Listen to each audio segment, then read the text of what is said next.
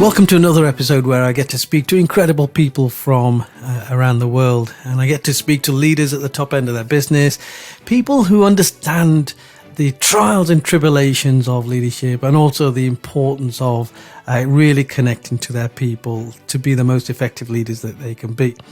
And today I am joined by a serving police officer. I'm always excited when I'm speaking to police officers. Detective Chief Inspector Aneela Khalil-Khan serves with South Yorkshire Police. She's a commander in Rotherham, which is a city in South Yorkshire in England. For those of you outside of the UK.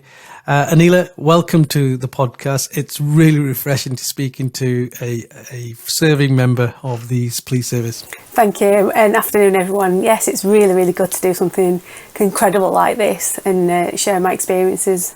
It's been really good to have a conversation with you. You came on my radar, so to speak, just a few days ago, really. I saw a really good post. You've done some really good work around Black History Month, and we're just coming to the end of Black History Month now. And you've done some work in your organisation around the celebrations for Black History Month. Do you want to just tell us a bit about that and how that came to fruition? I've been obviously with South Yorkshire Police for 19 years, and a couple of years ago, just as COVID was breaking, I set up and sort of chaired and managed a police staff association called Race, Inclusion, Equity. I chose this name particularly because it was previously known as the Black Police Officers Association. However, obviously I'm not black, I'm Asian, and I wanted to have a really wider network and inclusion for everyone really. So a group of us got together and sort of thrashed some ideas out and said, what about this as a name? And it's really an association open to staff members, police staff, volunteers, cadets of a BAME background, black ethnic minority background, and really anyone. So we started off a couple of years ago, obviously with COVID. There was a bit of a little delay, but yeah, we've been up and running for 2 years now, and it's going from strength to strength. And obviously wanted to celebrate the Black History Month. So the chair, which is a lady called Pam, her and I and a group of others organised this event, and it was a fantastic event down at one of the stations or event held venues at South Yorkshire. We had members of the public, the council, all members of all the different districts or boroughs in South Yorkshire. That's fantastic. And it was a really, really good event, about 100 people there. But yeah, just to celebrate the event, we wanted it to be a celebration of Black History Month and sharing that knowledge and experience that people have had through the Windrush experience and what they're going through now, and obviously linking it in with the Race Action Plan, which is quite occurring at the moment within the police force. So it all tied in really well. But yeah, it was something that we were really excited about and hosting really. That's fantastic. I mean, I remember the Black Police Association. I was a founder member of the BPA back in Derbyshire, in the mid-90s. And also helped a lot of organisations, police organisations up and down the country to set up their own BPAs. And I remember at the time we had this huge debate, much the same as you probably have had yourself, as to the correct name. And we came up with the term Black Police Association because it was about the experience. But the subtle change that you've made is you're calling it the race inclusion, and that's about welcoming in people from all sorts of backgrounds and heritages and groupings, that they can come in towards a common aim, I guess, around inclusion. Is that right? That's exactly it, Kel. We wanted it to not have a name for a specific group or members. It was for everyone really, and that's why we came up with this the name RIE, or Race Inclusion Equity, because it's open for everyone. Yeah. Whatever your background, whatever colour, religion, whatever, it's somewhere for someone to come and have a conversation with people of like-minded people and share their experience and equally support each other. And that's why we didn't go with the name Black Police Officers Association, because for me that's quite of a narrow field really, but this is just for everyone and anyone. And I think you're right. I think with the term of BPA, many of our white colleagues often used to say, well, isn't that divisive in itself? And in hindsight, perhaps it was, and perhaps now is a time to make it much more inclusive and headlines and titles are so important in all of that. Do you think that the police service has moved on then from those days? I mean, you've got like 19 years service behind you, so you'll sort of remember the tail end of the kind of experiences that we were going through. So I'm guessing you joined around about, what, 2001, 2002, something like that? Yeah, so I joined in 2003 straight after university, and on my intake we had what we classed then as a double intake, so it was 40 people, and I was the only Asian minority and obviously of a female background. So yeah, it wasn't a diverse police force back then. South Yorkshire is a smaller force compared to the others, but still large enough to be diverse. Oh, absolutely. I mean, it's one of the bigger forces. Yeah, absolutely. Back then, there wasn't much diversity. There were obviously a handful of people from a BAME background, black and ethnic background, and not many women back then. But yeah, so in the past 19 years, it's grown incredibly. We are diverse now. We have got a very multicultural police, not as much as I'd like it to be. I think it's like an ongoing journey, isn't it, Aneela? I mean, you're describing what it was like when you joined. When I joined back in January 1983, you can imagine I was like a brown speck in a sea of white. That's the term I always use with this. But even to hear that when you came into the organisation, you're one of 40 people there, and you were the only female, and you're the only person of colour. Is that right? Sorry, I wasn't the only female. I was the only female of colour in my intake. Yeah. There was quite a lot of women actually, and we have really progressed with increasing the makeup of women, and especially females of senior officer rank. We have got, I would say, nearly as 50-50 of a senior officer in rank of a female gender, which is fantastic compared to, again, what it was like when I first joined. Yeah, it's great. You know, very rarely we saw women higher than inspector. Now we have seen quite a few, and obviously we've got a female chief constable who's absolutely fantastic, and she's really driving this. And even before she took the post, we did have a good female representation at senior ranks. Yeah. My sort of drive is to get more Asian, black, minority officers of senior ranks, and that's what my sort of passion and drive is, especially within South Yorkshire and hopefully wider than that. Within what you're talking about now, I recognise that passion that you've got, because it's exactly the passion that I had when, you know, I was setting up the Black Police Association, because I wanted to create, I love the police service, and I wanted the police service to be truly represented, but a very, very inclusive organisation, very inclusive service where we recognise the talents that each individual brought to the table. So, I mean, inclusion is right there in the title of what it is that you're trying to achieve. What does inclusion look like for you then? Inclusion for me it's really sort of resonates with me. It's got to be open to everyone, anyone and everyone, support each other, and that's really sort of mirrors my sort of leadership style and the way I communicate and engage with my colleagues and my teams at work. It's all about being present, including everyone, regardless of what their background is, regardless what issues or problems or anything like that is actually supporting each other and creating that trusting and confidence within the police force. Because if we haven't got that within the police force, how on earth can we have that with our communities, which is what we're here to serve? So for me, it's creating that inclusion within work, within your teams, and that will resonate wider than that, and hopefully to our communities.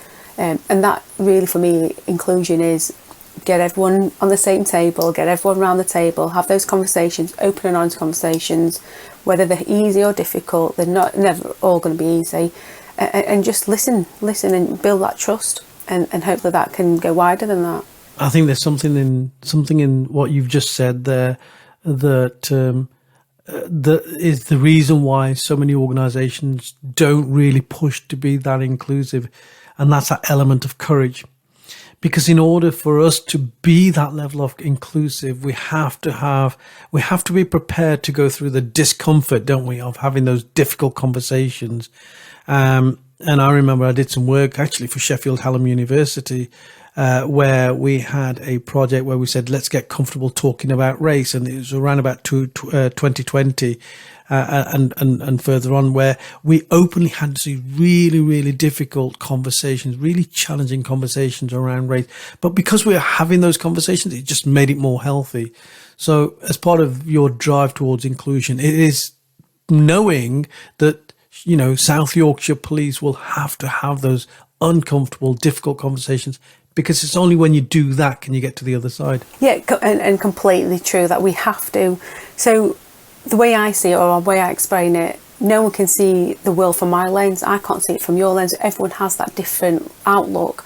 And until you have those conversations, until you put yourself in those difficult positions to understand, we can't change anything. And it's only recently through the association that we've created, and through off the back of the Race Action Plan, the Deputy Chief Constable of South Yorkshire held a community event with our local black community. And yeah, it was difficult conversations, but he answered them and he was there supporting them, and he wants to listen. And that's what our South Yorkshire Police are doing. We're putting ourselves in those positions to understand. And like I say, no question's a daft question. Ask anything because you want to understand. And that, for me, if anyone's approaching me and having those difficult conversations and actually trying to understand where I come from, or what my colleagues are coming from, they're doing the right thing. They want to create that environment, and I think that's all credit to them. Yeah, absolutely. No, I think you're doing some great work from how you're describing it, and the passion seems to be there, you know, across the board. And the fact that you have all recognised that we have to go through this feeling of being really uncomfortable, really challenged, is important for us to get to the other side and start to raise our awareness. And only then can we do something about it, right? If you're not going to put yourself in that position, it's anything. No one knows everything, but people can learn and understand, and that's what the drive is. And I think that's a correct way of doing it. The other thing, Aneela, is that this is what we do as an organisation. We have to collectively move forward. We have to go through that, you know, uncomfortable sort of period. And, you know, we have to go through, it's a bit like you wanted to get to the other side of a horrible swamp. You have to go through the swamp and go through the pain of walking through that swamp to get to the other side. But also as individuals, as leaders within our own right, as individual leaders, we have a responsibility to work through discomfort ourselves to create the kind of inclusive environment that you're talking about. So what, if you had to nail your leadership style down, how would you describe your leadership style? How do you get the best out of your people? It's very difficult, and each situation and what you're dealing with is different. So you've got to rely on your personal and past experiences. But the way I lead is and I'm not promoting drugs, but is the LSD mnemonic that I use. It's listening, supporting and directing. You've got to absolutely listen to your team, your peers, your managers, to understand. Because if you don't listen, you're not going to get that knowledge. You're not going to understand what they're going through. They need a voice. And for me, by listening, you're building that trust with them, which is so important. Yeah, trust is like the foundation, isn't it? Yeah, if you haven't got trust, then, you know, your leadership's already on it's already on a downward spiral. So that's the L. So that is listening and supporting. You've got to support your colleagues. You've got to support each other, and, you know, push people, encourage people. Because if I'm not encouraging and supporting people, I'm not going to have a legacy. I'm not leaving a legacy behind. I'm not bringing people with me and giving that support. But that equally is support for myself as well. So I don't know everything. I'm never going to know everything, but I can learn and understand and become that mentor, that coach that I want to be. So it's supporting myself as well as my colleagues, and direction. Direction is so, so important. And obviously being within the police force, you've got to be quite authoritative. You've got to say, right, we're doing this, depending what incident you're dealing with.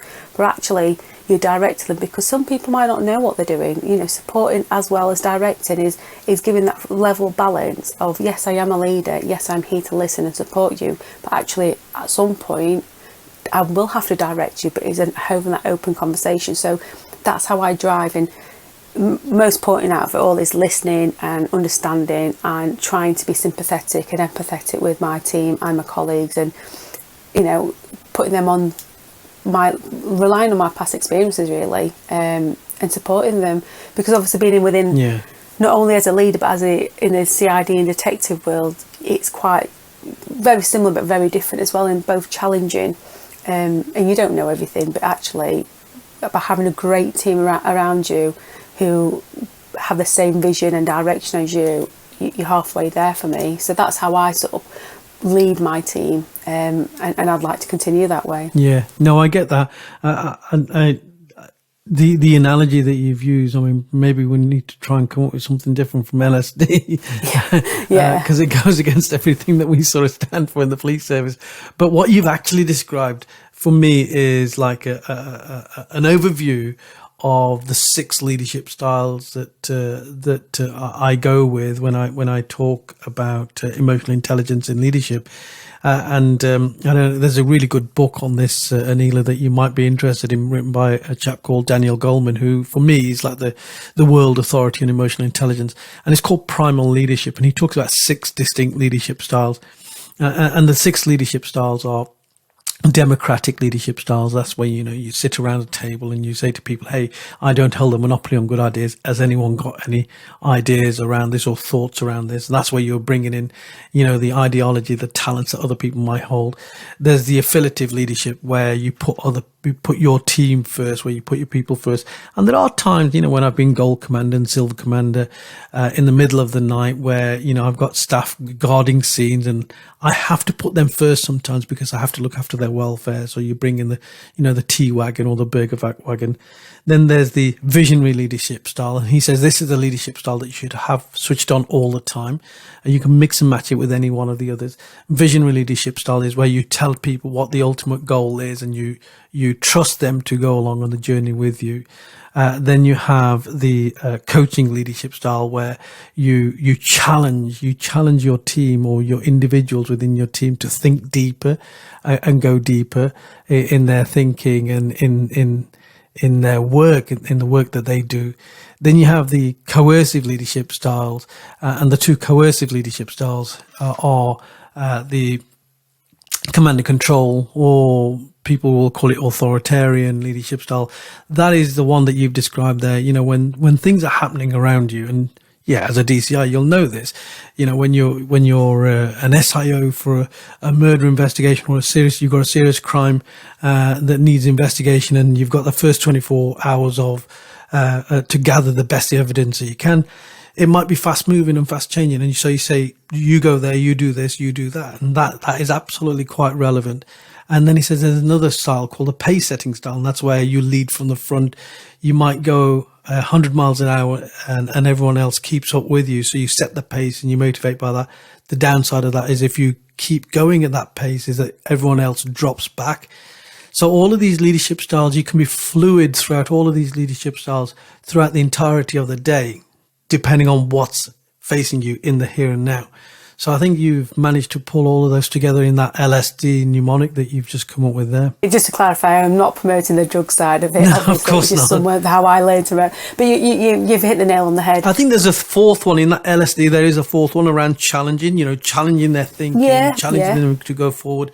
So yeah, I think the LSD model is a really good model to go with. It's a really, really good model. You could then take it to the next degree of understanding these 6 leadership styles and just, teaching those. I mean, I teach this wherever I go, but those work really well. I understand those. I have read his books actually, and I completely understand and appreciative of all the 6 different styles. I like to be a bit of everything because I think if you're one, you're kind of losing out on the others. I think if you have a good blend, you've got to have that blend because.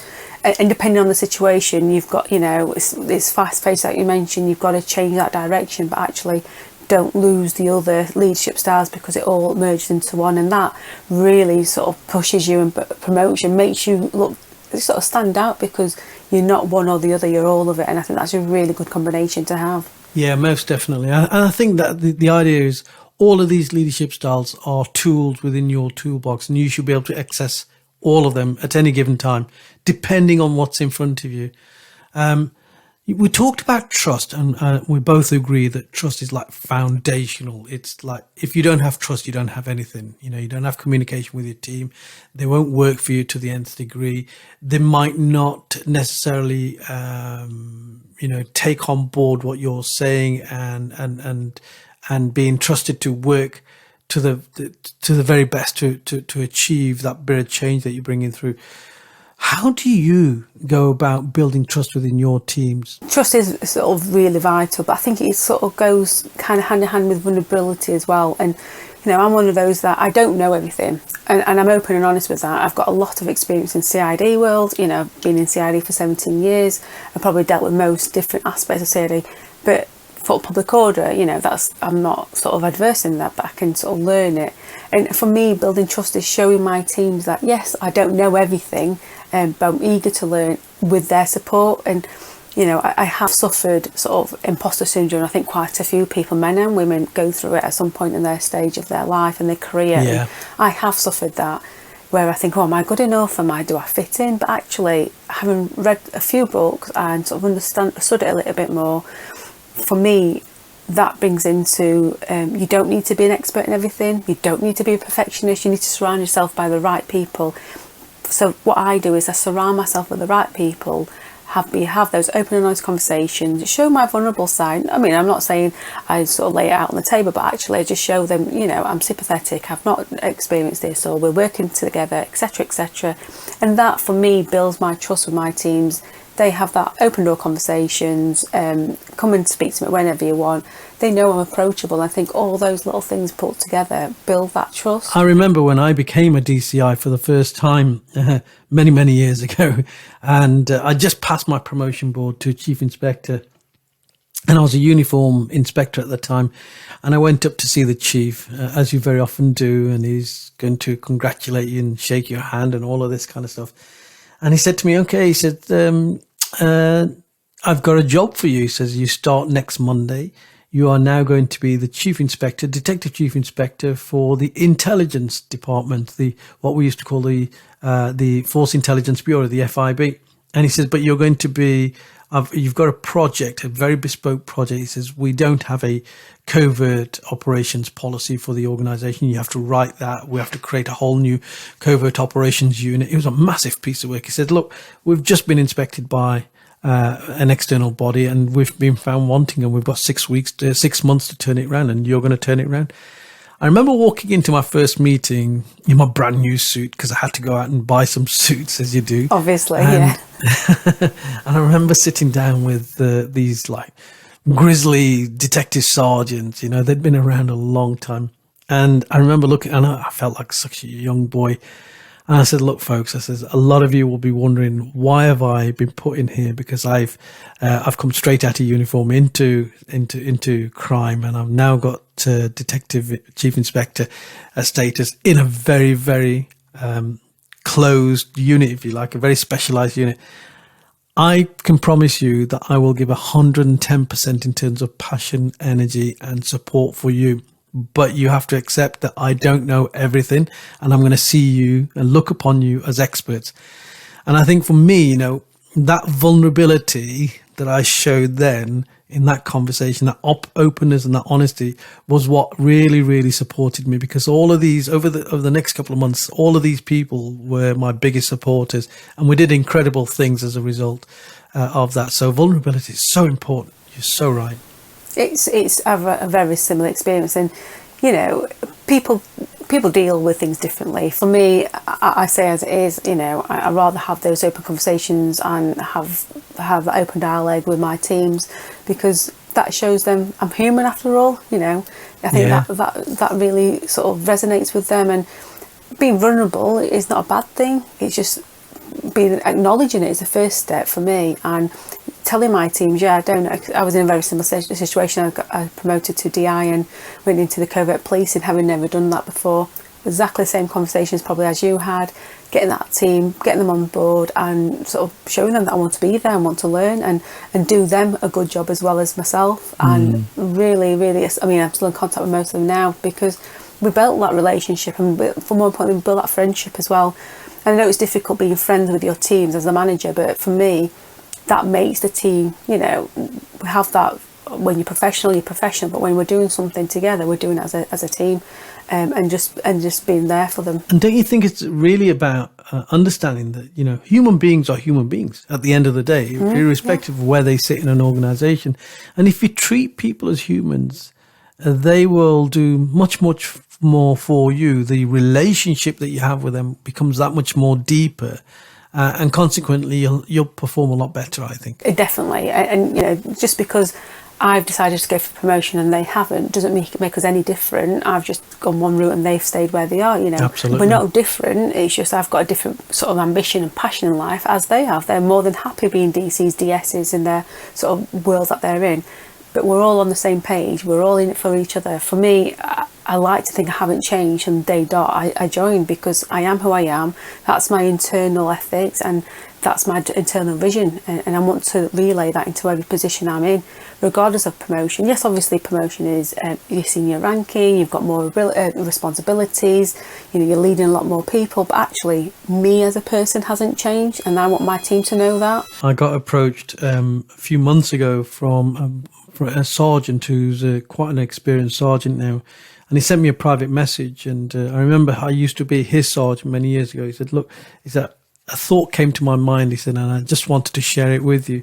He said, the one thing that you once said to me when I became a sergeant was that, remember, you've become a sergeant because of the person that you are. So don't change the person that you are just because you become a sergeant. You have to stay the same as an individual in terms of where you come from, who you are, what you stand for, your values. You have to stay the same. But too many people aspire to a level, they get promoted, and suddenly they become a different person. They even start speaking differently. I don't know how and why, really, because you're changing yourself as opposed to, obviously, as I mentioned, the higher you go, the more responsibility you have to change yourself slightly. But don't change your internal self. Don't change who your personality is. Don't change your values. Don't change any of that. Just keep true to yourself, but change for the environment. Change for the role that you're doing, but not yourself. And that's what I would like to always portray. And I think I have stuck by that to this rank and further. Now, good on you. And I believe that you have done. From what you're saying, I can sense the depth and the passion within there. So what's the future look like for Aneela? Definitely, I would like to go for promotion as and when it's right for me. I want to have more representation of a BAME background within South Yorkshire, and I want to make that vision happen for everyone. More importantly, I want to leave a legacy of everyone can do it, anyone can do it. If I can, everyone can. And I really want to have that drive of getting our police force to represent our communities. And South Yorkshire is a very diverse area, especially Sheffield, and I want more sort of people from a different background to experience what policing is like and do it for the right reason. So for me, it personally is going for that drive, getting that promotion, getting that support mechanism there. I'm a coach and mentor. I want to really continue with that. That's one thing that I absolutely love about policing is I can pass my experiences on, and I can be that shoulder to cry on or ear to bend or someone to chat to, and I really do love that about the role that I'm in. I really want to push that and support others as well. Nothing's impossible, and if I can do, and I keep saying this to people, if I can do it, most people can. And just leaving that legacy behind, they're the quite key things for me. It is a phrase that we hear an awful lot. If I can do it, so can you. But there's so much truth in that. I often say to people, people reach out to me now, former colleagues. Some of my former bosses have reached out and said, how have you achieved all the things that you're doing? I said, well, you just say yes to everything. It's as simple as that. It's not that I've got any more skills than anybody else. It's that I take the opportunities that come my way. But I have a fundamental value, and that is always as I climb any ladder, I always have one hand behind me. And it was a quote that somebody once told me, always lift as you climb. And I truly believe in that. And I think that that's the legacy that you're talking about. If we do that and hold that to our values as leaders, we can create this conveyor belt of leaders behind us that are even better than we are. definitely you've got to keep that chain going and that support mechanism, and never forget where you've come from, but always aim high as well. And that's the motto that I will pass on through. What a great place to pause our interview. Thank you so much, Aneela. It's been an absolute honour to have you on, and I've enjoyed our conversation. Thank you, you too.